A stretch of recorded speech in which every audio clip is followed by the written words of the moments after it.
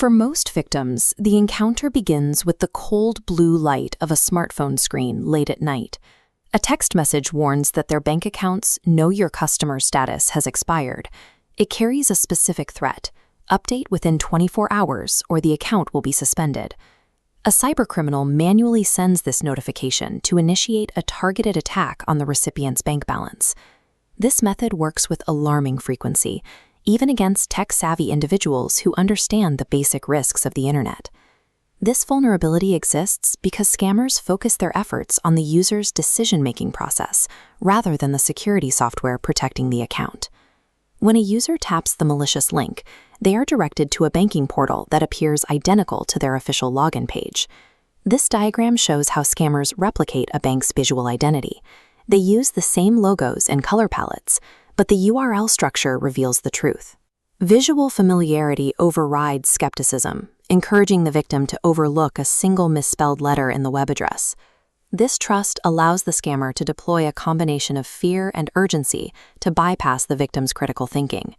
Artificial deadlines, such as the threat of an ATM card deactivating within the hour, force the victim to act before they can verify the message with an outside source. Once the victim is in this high-pressure state, the portal harvests their sensitive data, collecting phone numbers, bank account details, and government ID numbers. The induced panic serves as the mechanism that extracts the data, while the fake website provides the visual justification for the theft. The scam often moves from a website to a direct phone call. The fraudster poses as a support agent, offering to assist with the failed digital update. This schematic illustrates the danger of remote access applications. The scammer convinces the victim to share their screen, mirroring their mobile device onto the scammer's terminal. With this connection active, every notification on the victim's phone is immediately visible to the criminal.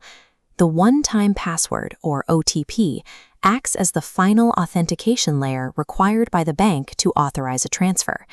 Once the scammer views or hears this critical code, the entire bank account can be completely drained in seconds.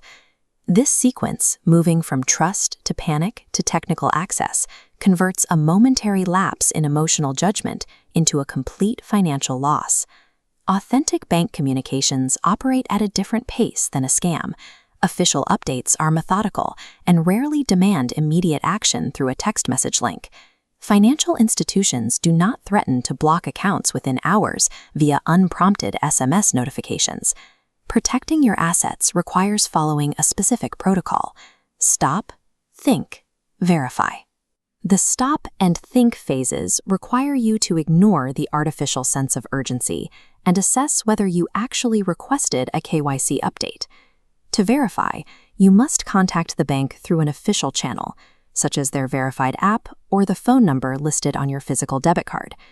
You should never share an OTP or install screen sharing software at the request of an unknown caller, regardless of how professional they sound.